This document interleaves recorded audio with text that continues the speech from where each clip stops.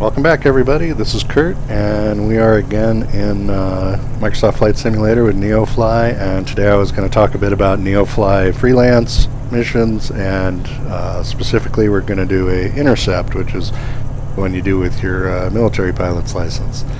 So today I've got the flying Iron Spitfire out, which I just got about a week ago. I really like it. It's a great model. It's very complicated as far as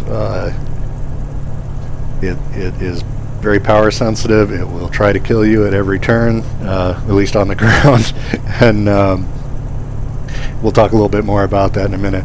Anyway, so I've selected in NeoFly a intercept that takes us. We're going to take off from Vandenberg, and this is in Southern California. We'll fly offshore to the southwest here to this point where we should find our intercept target. Intercept is usually going to have you fly out, identify a target, meaning just fly close to it, and you'll get a message from NeoFly that you've succeeded, and then you can land wherever you want.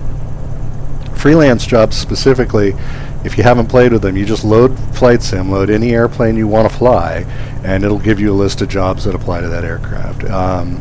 It doesn't give you experience for your career. It doesn't cost you anything from your career. Your licenses from your career don't stop you from flying whatever you might want to fly, so you can load anything you want. For that reason, they don't pay very much. They also don't cost you anything, so don't expect big rewards. If you want big rewards, you got to do it in career mode. So anyways, all that having been said, let's let Elena do her thing. And you must intercept it. Sounds important. Head to the last known radar position. Everything looks good from where I'm sitting.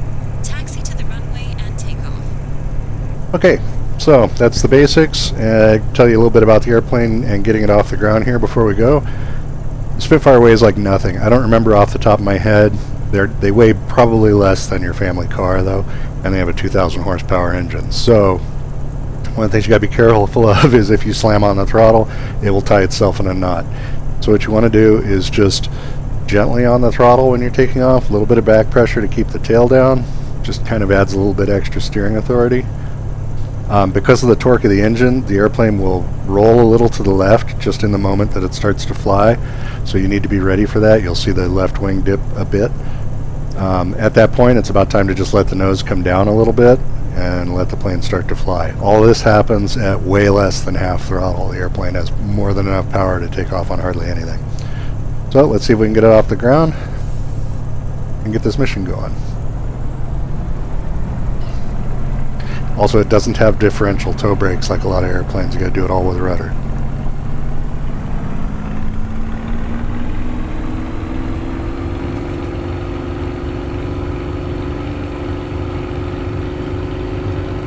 There's that little dip. And away we go. Gear up. Get that bandit. Alright, she's sounding feisty.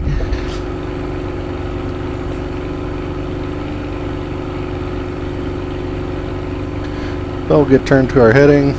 I'm just watching this over on the NeoFly map. I'll get the Sky4Sim map zoomed out a little bit here in a second.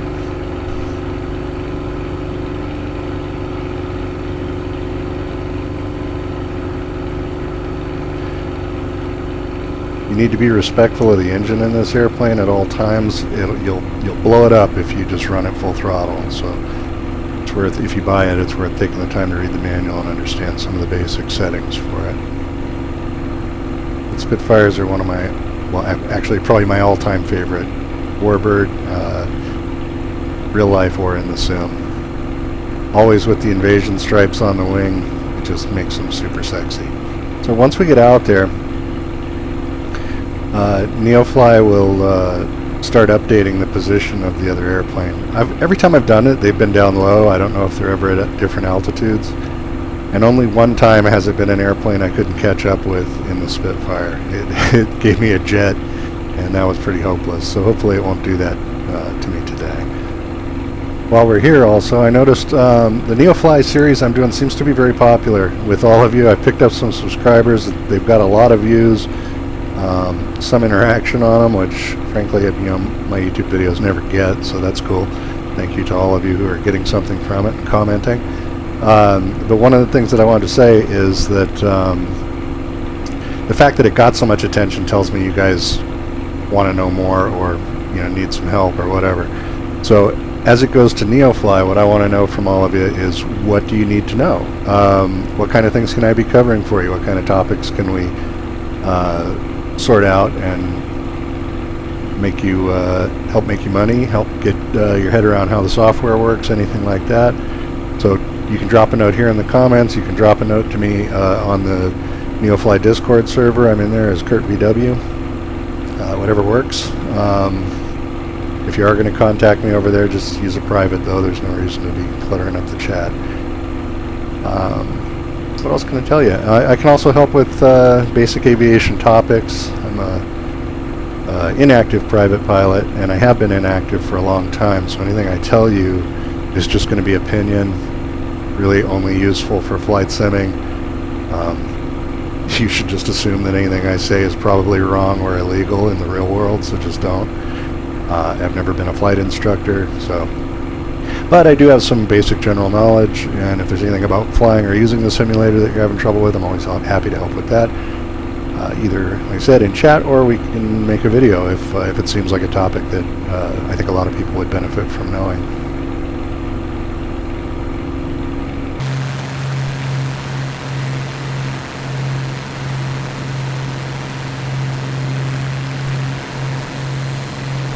It is an absolutely lovely model, I think. I'm really happy with this one. I don't normally buy warbirds for flight sim.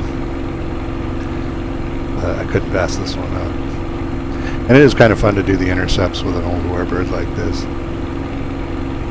Until it gives you a jet to try and catch, and then it's kind of hopeless, but whatever. When she calls out the position for the plane, once we get a little closer, you'll see it in the top of the Sky for Sim map. And it'll tell you the heading, speed, and high, low, medium altitude. They've always been low altitude that I've been doing, so I'll be surprised if we see something else. And it's always just a civilian plane. I've never seen it be a military jet or anything. So I just, in my personal fiction, they're smugglers and trying to run below radar.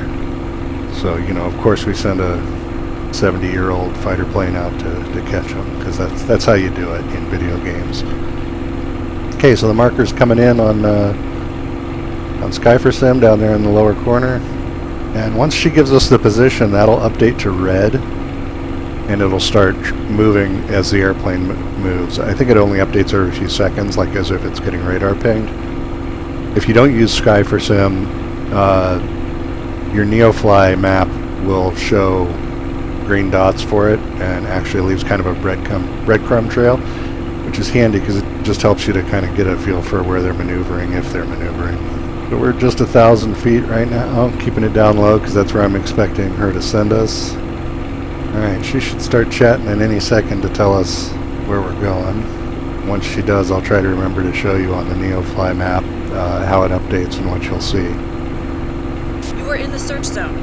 Use the radar plots on the map to find the aircraft. If you spot it, get close enough to read the identification. Okay, very low, 462. Come on, this is going to be a jet. That sucks. Okay, let's see if we can catch him here.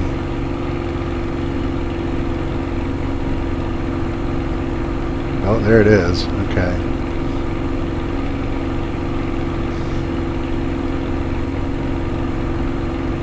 I just have to hope I can go fast enough to... Yeah, he's right in front of us, just off that pillar. I think we're going to get lucky here just by the flight path he's on. It's a full-on A320. Oh, buddy, I'd be shooting you down so hard from here. Okay. Well, I'd say we got close enough. When are you going to... Okay, there we we now go. have confirmation this is the aircraft we were looking for. Permission granted to land at any airfield. Alright, well that one was a little too easy because the target was so big. On the NeoFly map, here, let me show you. Okay, so on NeoFly there, you can see the green dots that were showing me the trajectory. If you don't have Sky for Sim, that can be really helpful. After all the difficult, I've done like 800 takes of this mission to make this video, and this time we got lucky. I've had everything go wrong. And when I saw that it was a jet again, I was absolutely sure I was going to be starting over again. So I'm glad it was a nice, big, easy to spot jet. I've never been able to figure out if the gun sight in this one works or not. I can't get the reflector sight to switch on. There's a switch that does it, but I think they're using it for something else. I forget what.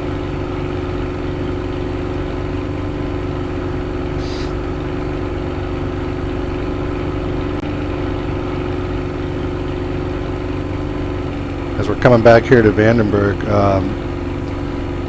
this little outcropping here of land is Point Conception, and just inland of the sea here is the Space Launch Complex that was going to be used for the space shuttle originally.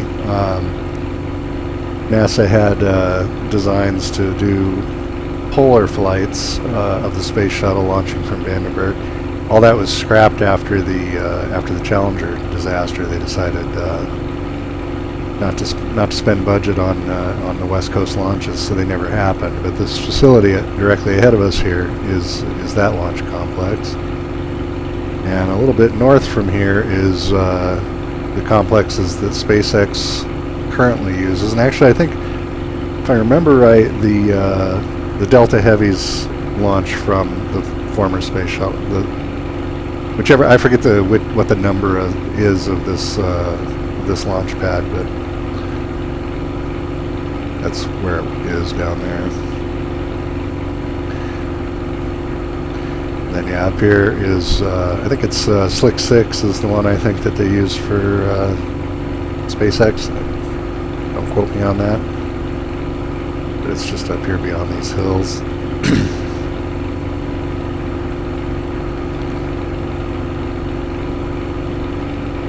6 or Slick 4. I don't know. I'm not an Air Force or NASA person, so a lot of the hills up here. Somewhere there's the tracking station. All the launch activities up here.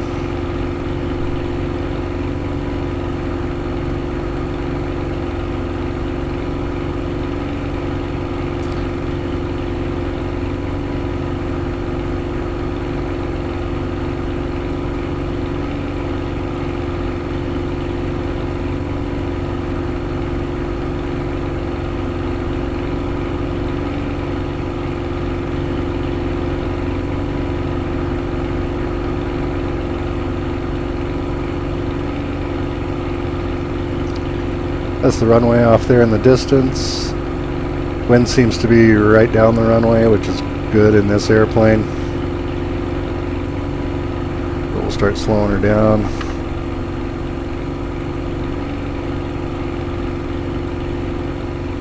The flaps in the Spitfire are one position flaps that come straight down to just about 90 degrees off the wing, so you should think of them more like, almost more like an air brake. I haven't put them down yet, I just use them right on final approach.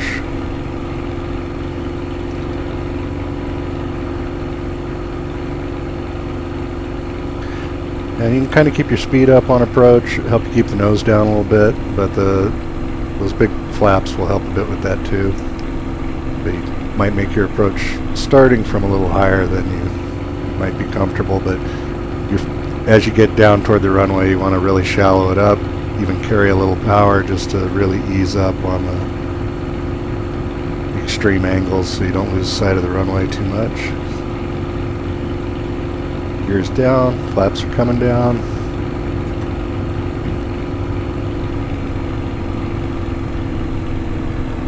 And this won't be pretty because I haven't had a lot of practice with this airplane yet.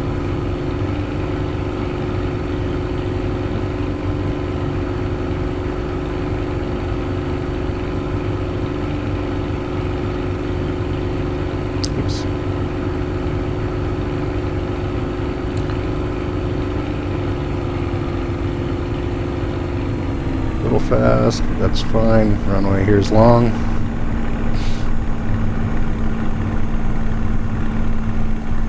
Like I said, not a bad idea to carry a little power into the flare. And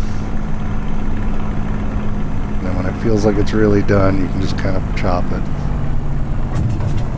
Yep, we'll bounce there. You did well, pilot. That aircraft was not easy to follow. Goodness. Stop bouncing. I don't want to die. Contact ground for your parking assignment, then shut down your engine. Bouncy's. Okay, might have carried a little too much speed, all those bounces, but hey, we didn't die. Gentle on the brake and a little bit of back pressure on the stick will help to keep the nose down.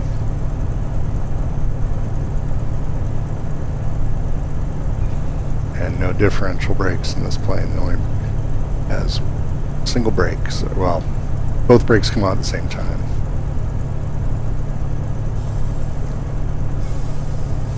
It does like to try and nose over on you when you're braking, so be careful. Alright, we're here. We made it. Holy cow. So that's how you do intercept missions. Hope that was helpful for you. Covered freelance. And again, if you guys have anything else you want to know about it, let me know. If you watched all the way through, please click like, consider a subscription, or click subscribe is the way the YouTubers say it. But anyways, that's going to be it for today, and hope you guys all have a good one. We'll talk to you in the next one.